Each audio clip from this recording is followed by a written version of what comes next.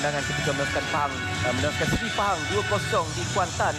Mereka memulakan dengan terikat 0-0 menentang PJ City dan kemudian mereka tewas 2 kali kepada Terengganu 2-0 dan juga Kuala Lumpur City 3-0. Itu dimulakan. Sudah pun dimulakan aksi separuh masa yang pertama perlawanan Liga Super 2021. Aksi minggu kelima di antara Perak menentang Jodar Takzim.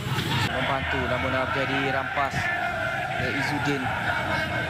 Mereka diasak dari belakang oleh Aidil.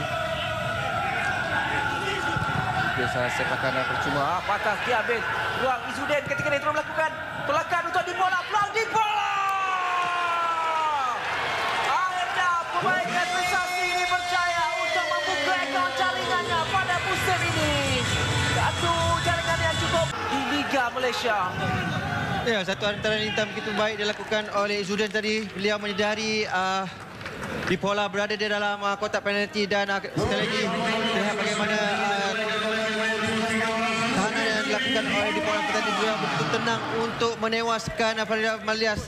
Di sini sekali lagi bagaimana beliau begitu tenang untuk cuba untuk menewaskan Farida Malias dan ini adalah gol pertama beliau. Berjaya dicabar oleh Sergio Aguero, berjaya dirampas di situ.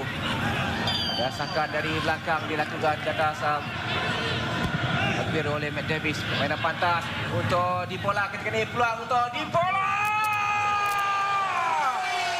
Dua percubaan tepat Dipola. Kedua-duanya menghasilkan jaringan untuk Perak pada malam ini. Ini merupakan percubaan pertama Perak di separuh masa yang kedua dan dia terus menghasilkan jaringan. Satu percubaan yang cukup baik Rudi. Ya, satu permainan yang pantas dilakukan oleh pemain Pakistan Perak yang menyedari di mana kedudukan Dipola sebentar tadi dan bagaimana satu sentuhan saja yang beliau cuba lakukan selepas itu beliau melakukan rebatan menewaskan Farida Malias. Di sini kita lihat bagaimana Farida Malias tewas.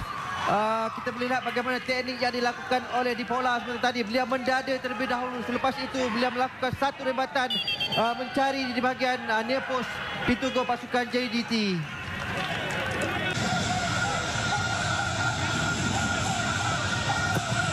Arif Aiman, Papus.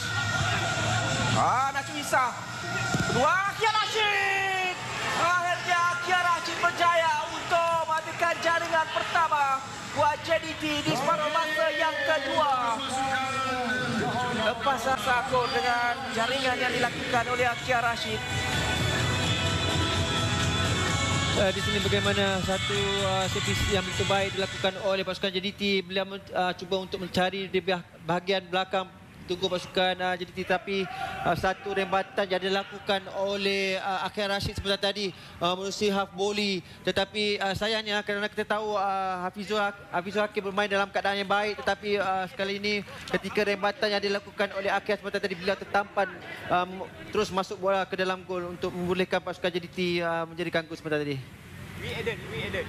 Jadi masih lagi belum tamat api perjuangan JDT. Mereka mampu bangkit dalam 15 minit. Kejutan luar biasa untuk menyelamatkan percubaan sepakan penalti dari Leandro Velasquez.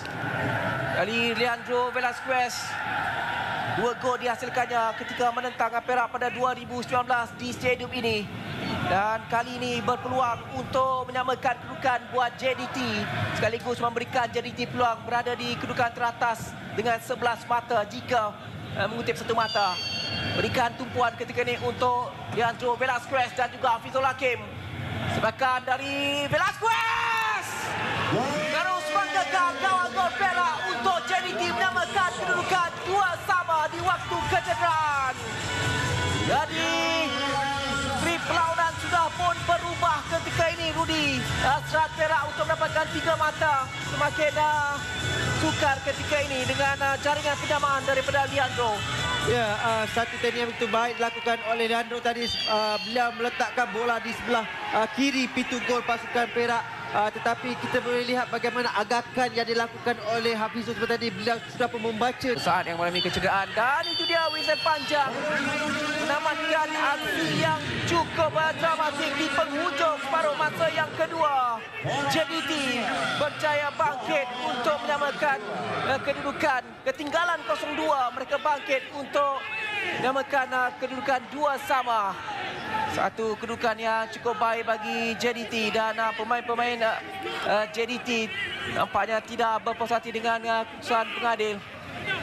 Jadi whistle penamat sudah pun dibunyikan dan keputusan muktamad kedua-dua pasukan ini terpaksa berpuas hati dengan